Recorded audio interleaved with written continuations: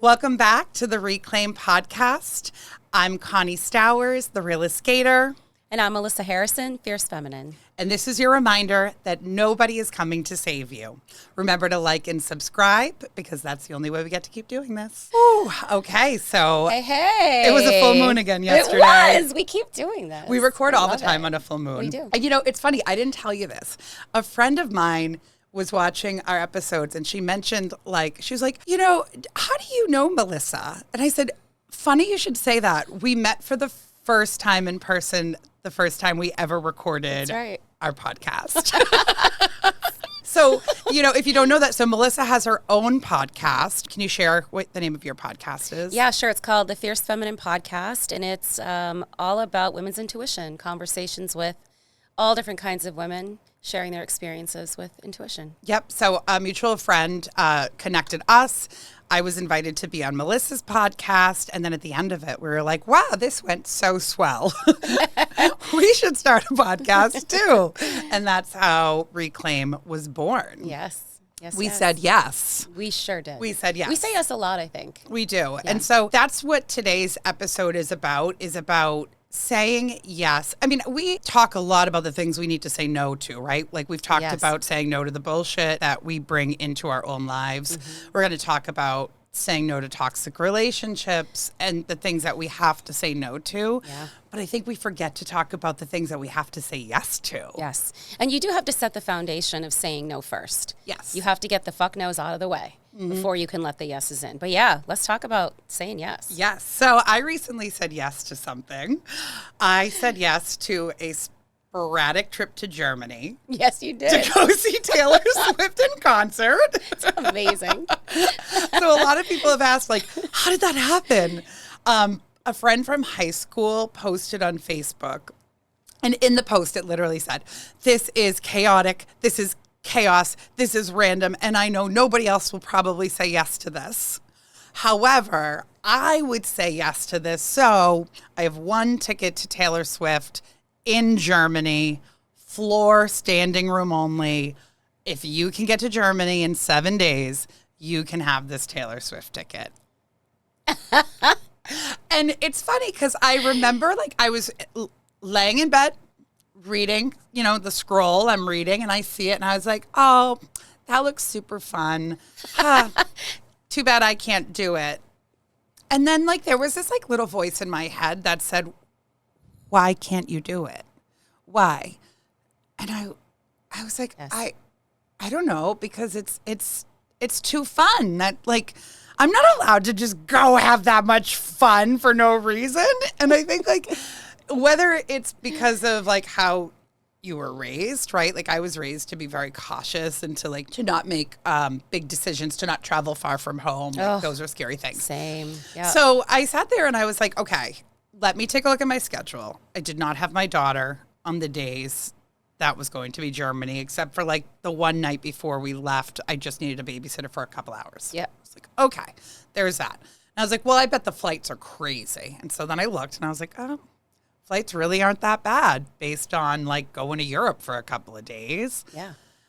And so I just sent a message and said hey, I just want to let you know that if you don't find anybody, I'm in. And it was almost like an out-of-body experience because I don't think I had really committed to being in, because in my head I was like, she's not going to pick me. There's going to be other Someone's people. Someone's going to already have it. And someone had already claimed it. And I was like, okay, that's really fine. Let me know if anything changes. But almost relieved that somebody else had said no, right? Because I didn't have to make this big decision to say yes to leave the country for 48 hours on a whim. And then a couple of days later, she messaged me and said, hey, ticket's yours if you want it. My cousin can't make it. And I was like, oh! And, I kept asking myself, why was I so inclined to say no first? And all I could think about was it felt weird to say yes and just go for something that seemed super fun and random and maybe something not everyone would do. Not everyone's going to leave the country by themselves with just themselves and a passport and a carry-on. Yeah. And do 48 hours of random global traveling. It did help that I knew someone that was going to be there. Like that did help. But I think even if I didn't know that somebody that I knew was going to be there, I would have said yes anyways. Yeah. But I wasn't raised to say yes to those things. Like if somebody invites you to a party down the street, you say yes. Right. If somebody invites you to a party across the ocean, you don't say yes. Do you think part of it was that it was this huge Eras tour that has just like made such a global sensation? Do you think the magnitude of that gave you some of the pull? Yeah, I think that, Taylor Swift is obviously an artist that is making a very big impact in the music world. She is someone who, like, whether you like her or hate her or love her, she's Right. a talented musician. That's right. And smart businesswoman. Smart businesswoman. And you look at the price of tickets in the U.S., and I'm like, well, I would not be saying yes in the U.S. based on the ticket prices. Yeah. So this actually makes more sense to fly across the world to see her. It actually was cheaper. Even if I had paid for the ticket, I think it still was cheaper all around. Yeah. But I just it was this really intense feeling of I am in control of my life. Nobody else is here to tell me how to live it or what rules to play by. And I think my whole life I've wanted someone to tell me how to live it and what rules to play by. And I think this is going a little bit deeper now. But my therapist and I talked about this recently, the men that I've chosen in my life have not been the best partners for me, but they were, I'll say, controlling in a loose way, because it wasn't you have to do this, you have to do that. It was more of this is how it's supposed to be. If you do this, this is the result you'll get, and I'll love you, right? I will love you if you are a homemaker. I'll love you if you're dressing prettier. I'll love you if you're cooking dinner for me every night. And so I think I've spent so many decades just seeking out someone to tell me what to say yes to and tell me what to say no to, that now that it's in my own hands, it's a very powerful thing, but it's very overwhelming. There's nobody to ask. For a moment I sat there and who do I have to call to make sure I can do this? And I was like, bitch, nobody. It's just you. Because nobody's coming to save you. And nobody's coming to make the decisions for you either. No, and we really don't need permission. But oftentimes we feel like we do. And I think it's so important to get, how do I want to say this? Some of the yeses when we initially start, just saying yes, are going to be bad decisions. Yeah. But I think your trip was an amazing decision. I've had 2 years of bad yeses prior to this, so it's fine. So you built up the stamina to get to the good decisions. Yeah. I did. And I think oftentimes, especially when you're coming out of that living in control and fear, if you make the wrong move, you're going to fuck up the rest of your life. When you're coming out of that, you have to just say yes to everything to get into the habit of it. Yeah. Obviously, don't hurt yourself. Don't put yourself in horrible situations, but making sure that you say yes when it feels exciting for you, or when it's a new opportunity, or when it's definitely outside of your comfort zone. And when the intuition is telling you to say yes, right? Yes. This was something that my intuition was saying yes to. And it was so cool because I got there, everything, I have to say, I had planned it in a very tight way. I was leaving Boston. By the time I landed in Germany, I only had about 5 hours to get to the concert. So if there was any delay or if anything went wrong, concert over, game over. Yep. Coming back, I was leaving and landing 3 hours before my daughter had to be picked up from school. And of course, I had a backup plan. Sure. But everybody was watching to see, can she really pull this off? There were some judgmental eyes that had some opinions on me doing this. Mm-hmm. And there was definitely this thought of, she'll never make it back. Yeah. And I have a good friend who is very much the same path we are. We're manifesting, positive thinking. And it brought up like a quote. I think I'd shared this quote with you. Fear is what if. Faith is even if. Mm-hmm. And so like, but she just drilled in me. Like I was like, what if the plane's late? What if I don't make it? What if? And she's like, stop that. No, the plane's going to be there on time. You're going to land in time. You're going to be home in time to get Audie. Like, not a problem. Stop that. And I was like, you're right. I'm in a fear-based mindset right now. I need to go to my faith mindset of like, okay, even if the plane is late, still going to make it to the concert. Doesn't matter. Right. Right? Or even if the plane is late, well, then maybe it's saving me from something crazy that was supposed to happen. Oh, for sure. But the things that I wonder, like, how many times do we say no to fun things because it just feels like, well, I'm not supposed to have too much fun. Like, it feels like there's this depleting account of fun where it's like, you've had all your fun this month. You're not allowed to have more. You've already withdrawn all the fun. And it's so backwards because feminine energy thrives in flow and fun.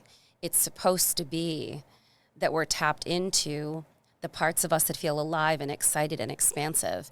And something always comes from that benefits us in the so-called masculine, patriarchal society that we are a part of. Every time. Every time I don't even want to say give into because it's not about giving into.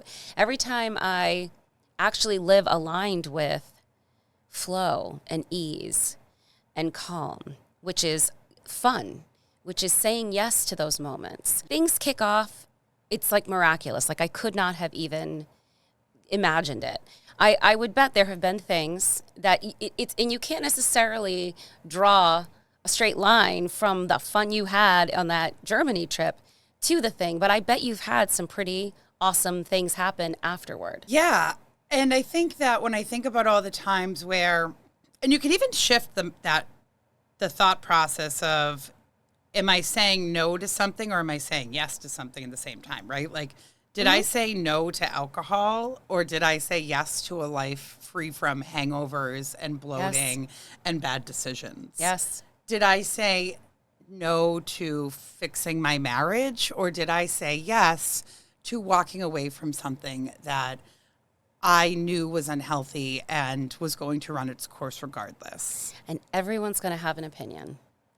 Everyone has an opinion. And I found not listening to any of the opinions, even the ones that agree with what I'm doing, I don't take any of it to heart because it doesn't matter. Ultimately, what matters is what I choose to say yes to, what you choose to say yes to. And does it fit the narrative of who we're becoming? That's a really interesting thing because I think I made that shift maybe a year and a half ago where I remember I would have certain people on speed dial where it was like everything that I was doing had to filter through like these 5 or 6 people. And I would rehash everything. And what do you think? And everyone had a different opinion. And all their opinions are based on what they would do. And maybe not even. Maybe what like their parents told them they should do and their fear-based ideas. Like it's just so convoluted. Right. Or what they think you should do. And it's oftentimes within the parameters of what feels safe for them or what they consider to be safe for you. So, you know, like if I had called my mom and said, do you think I should go to Germany for 2 days to see a concert? She would have been like, absolutely not, Connie. Oh, my God, honey, that's so dangerous. Right. If I had called, well, I did call another family member because they were going to watch my daughter. And the response was, that's so irresponsible. I can't believe you're doing that. What if there is something dangerous over there? And, you know, I mean, we did just hear over the last couple of weeks, Taylor Swift had to cancel her shows because of some possible terrorist attacks and things like that. And there, you know, was there a moment when I was in that big stadium looking all around at the thousands of people surrounding me, like, what's my exit strategy here if something goes wrong? You know? You just have to mitigate the risk. Mitigate the risk. In every time you say yes. You cannot let the threat of risk stop you from saying yes. No. There's risk everywhere. There's danger everywhere. Like, oh, yeah, okay, I'm still going to say yes. Right. And how do I just make sure that I'm in best positioned? That's right. If something was to go wrong, That's right. Because fear is what if, faith is even if something goes wrong, I'll be okay because here's my backup plan. Here's my game plan. So I think that when you get into this mode of, I'm going to start saying yes to more things, it really is going to activate something very uncomfortable for you if you're someone who's always relied on everyone else's opinions to form your thoughts and ideas. Yeah. And you breaking free from that. And even last night I was having, I've had a couple of moments over the past couple of weeks where I've really noticed that my thoughts are mine and I have to be the one to talk through it with myself. There is no one I can call to talk through some of the things that are going on in my brain. Because, not a ton of people are on the same path I'm on. That's right. I don't even know what path I'm on. I'm a real estate agent who now has a social media presence, who has a podcast, who is trying to help women across the world feel more empowered. I don't know where this is taking me. I have no freaking idea. That's right. I just know I'm called to it. I just want to add something here. Yeah. It's actually the most beautiful, perfect thing that you don't know where it's going. And when we say yes, it can't be because we think there's a certain outcome attached. It has to be because it's going to open something. Like, you saying yes to being on my podcast opened this up. And this is opening up all other ways that you're able to help people, that we're able to help people, right? And it just goes on and on. But if you have it exactly in your mind, like you can have a vision, but it needs to be flexible. Right. Because if you have this like hardcore in stone, it can only end up here, you're going to say no to so many things that you really need to say yes to. Right. And I think it's understanding like the filters, right? Like what are the filters that we're going to run things through for ourselves in order to decide, is this a yes or a hard no? That's right. And the filter of, does it serve me? Does it make me feel good? Is this something that excites me? Or is this something that drains me? Oh, does it give me energy or does it take energy from me? Is it an energy vampire, right? Like, is it going to multiply or diminish? And I think we can even take it a step further. And this is not to, like, you have to honor who you are right now in this moment. I think it's also important to say, does this serve the woman I'm becoming? Does this allow me to live as her right now? Or is it serving the previous version of myself? Oh, because she wants to come along. And She's so mad that you left her behind. That's right. And no, I think it's important to have that filter. And so often as women, I think our filter involves, how does this affect everybody else? And how will I be perceived? How will I be perceived, right? Like, if you decide to leave your marriage, you're going to be perceived, especially if you're on the internet and you publicly talk about it. The perception is you gave up, you're weak, you didn't follow your vows, you didn't stick with it, you're selfish. And sometimes I find myself typing out responses. Like last night, I was typing out like a long response to a woman who said something about, oh, just because you felt unhappy, you left. And that's, it's so disgusting how women are these days. And I'm typing out my response and my phone glitched and like the app closed out. And I was like, you know what? That was the universe telling me this response not worth my energy. But the response I was writing was like defending myself. And I'm like, you don't have to defend yourself to anybody, especially not a stranger on the internet. But Amen. You have to understand your own reasons and be able to stand firm in that. And silence in those reasons is just as powerful as sitting there and spewing all of your because. Nope. Sometimes it's just, this is the choice I made. I don't have to explain to you why I chose it. That's right. It's just the choice I made. It was the best choice for me, and I stand firm in that. And I want to add, too, that sometimes we don't even need to have to be able to explain it to ourselves. Like sometimes it's a yes because it's a yes. And the more we try to rationalize it and hook it onto something, the more we have the potential to talk ourselves out of it. Sometimes you just know it's a knowing that is not going to make any sense. And then sometimes there's that moment where parts of your body are saying yes.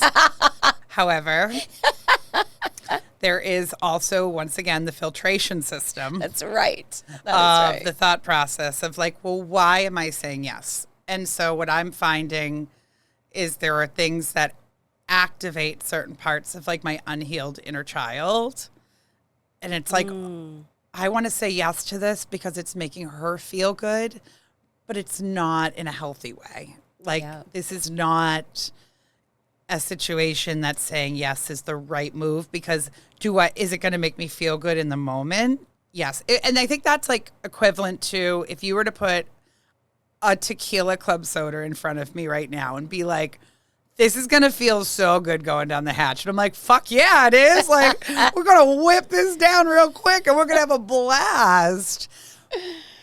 But 1 tequila, 2 tequila, 3 tequila floor, by the end of the night or by tomorrow, we are not going to have that same feeling of, oh, thank God I said yes. It's going to be why did I say yes to that? I should have said no to that, right? Yeah. That did not align with my goals. That did not align with who I'm becoming.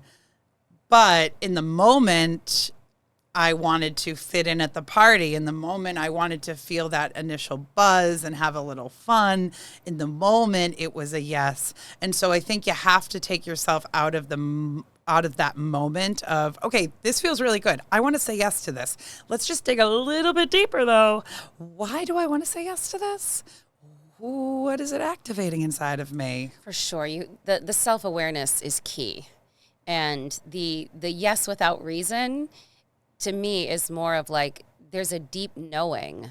You knew, you had a deep knowing that you needed to exit that marriage. Mm-hmm. You had a deep knowing that you needed that shift in career and that you're supposed to help so many women, right? Mm-hmm. Like it's almost a knowing beyond words. It goes so much deeper than making decisions like because your inner child wants to have a little sippy sip. You know what I mean? Like, right.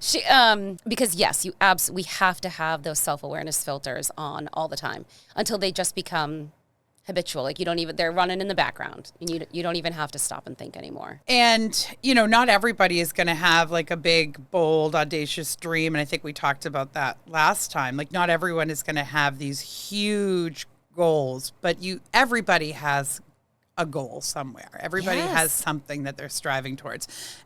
Even if that's a super peaceful life within my home, my marriage, my partners, my children. So what gets you there, right? Like, what do you need to do to get there? What are the things that we will say yes to? What are the things that we are absolutely going to say no to? And in the moments where we're presented with these options and opportunities, just having that filter for yourself of what is this activating? How is this going to make me feel in a week or a month? Am I going to be excited? Am I going to be happy that I said yes to this in 2 weeks? Yep. Or am I going to think, oh, maybe that wasn't the best idea? Because like I'm all about YOLO, all about YOLO. But, if somebody was to say to me, hey, do you want to take like a huge expensive vacation next week? I'm like, oh, I'm already going to Barcelona in a couple weeks. I got a listing coming up. God, I want to say yes, but it's probably just not the right time to say yes to that, even though it's a total YOLO. Right. Right. But it's not really aligned with what I've got going on in the moment. So I think that, this is not to say, just say yes to everything fun. Sometimes the fun things even need to be I'm going to say no to this fun thing because I'm going to say yes to myself. And what myself needs to do is like save some money and get out of debt. What myself needs to do right now is focus on healing my relationships with alcohol and food. So going out to this huge party is probably not going to put me on that path. Right. What are you saying yes to and why are you saying yes to it? And the key, as always, is self-awareness. Having the courage to be really raw and honest with yourself. about who you are and how you make decisions so that you can make the ones that will benefit you again and again. We're all out here just raw dogging life, baby. Thanks for joining us today on Reclaim. Nobody is coming to save you. If you haven't already, go ahead, hit like, hit subscribe, send it to a friend. Everybody needs to hear these messages these days. They're super important. So thanks for joining us.